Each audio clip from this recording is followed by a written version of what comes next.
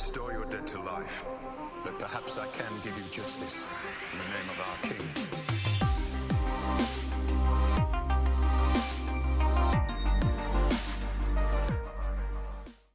Hey everyone, I hope you're all staying safe wherever you are in the world during this time of recovery. Just yesterday, our favorite wildling tested positive for the virus that's sweeping the globe. Kristofer Hivju, the actor who plays Tormund, posted on Instagram the news that he had tested positive for the virus.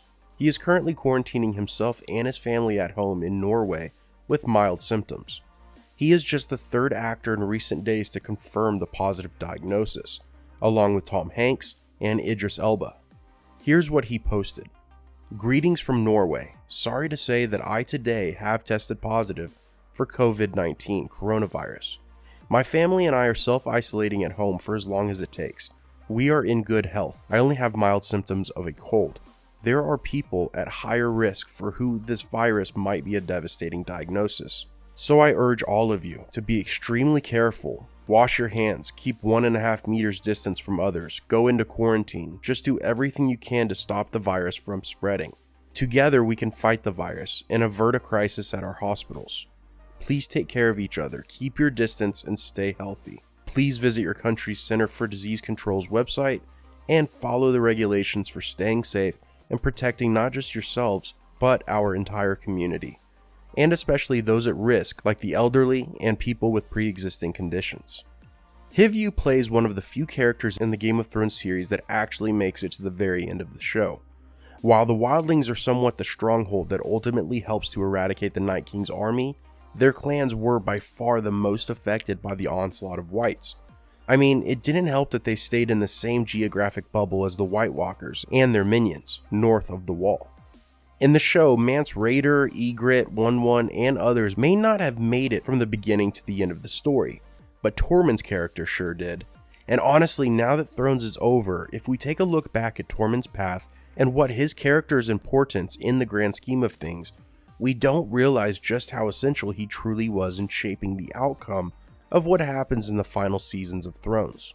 If it weren't for Tormund and his men, Jon Snow may have never had the chance to be resurrected by Melisandre.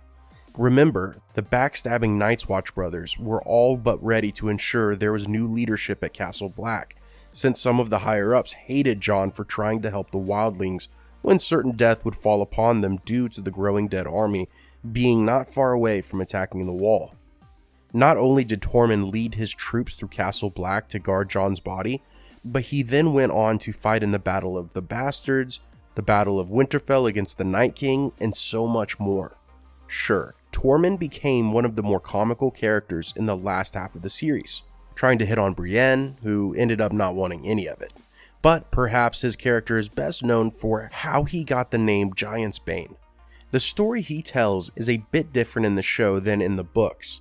In the show, Tormund tells Brienne why he's called Giant's Bane. He says when he was 10, he killed a giant and then got into bed with the giant's wife.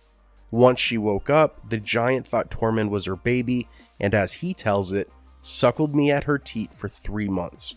Thought I was a baby. That's how I got so strong. Giant's milk. Now, in A Storm of Swords, Tormund's story deviates a tad when he tells it to Jon Snow.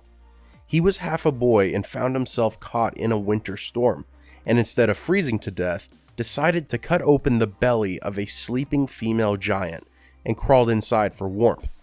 He goes on to say, kept me warm enough, she did, but the stink near did it for me.